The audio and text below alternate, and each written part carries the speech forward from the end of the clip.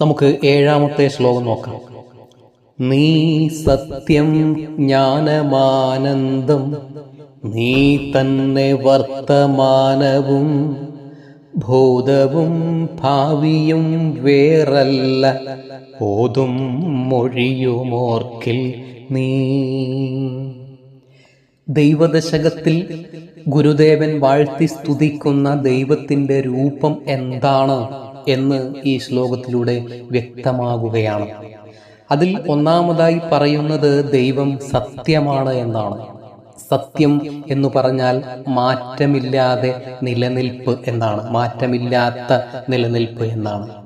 എല്ലാം മാറ്റത്തിന് വിധേയമാണ്, മാറാതെ നിൽക്കുന്നത് ഒന്നു മാത്രമാണ്, അത് സത്യമാണ്. അപ്പോൾ ദൈവം സത്യമാണ്. ഒന്നിനെ ഒരു രൂപത്തിൽ കണ്ട് കുറെ കഴിഞ്ഞ് ആ രൂപം മാറിയും മറിഞ്ഞും കാണപ്പെട്ടാൽ അത് അസത്യം എന്ന് പറയും.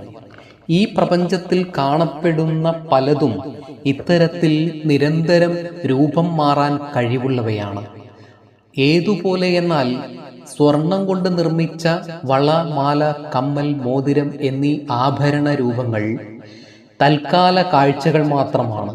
അവ എപ്പോൾ വേണമെങ്കിലും മാറിയും മറിഞ്ഞും പോകാം. സ്വർണത്തെ അപേക്ഷിച്ച് ആ രൂപങ്ങൾ അസത്യമാണ് എന്ന് നമുക്കറിയാം.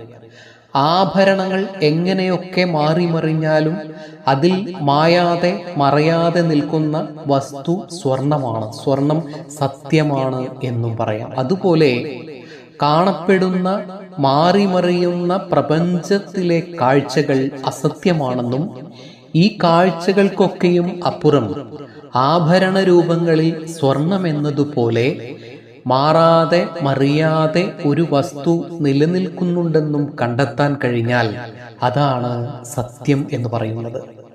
അങ്ങനെ ഒരു വസ്തു ഉണ്ടെന്ന് ആയിരമായിരം വർഷങ്ങൾക്ക് മുൻപ് ഭാരതത്തിലെ ഋഷീശ്വരന്മാർ കണ്ടെത്തി.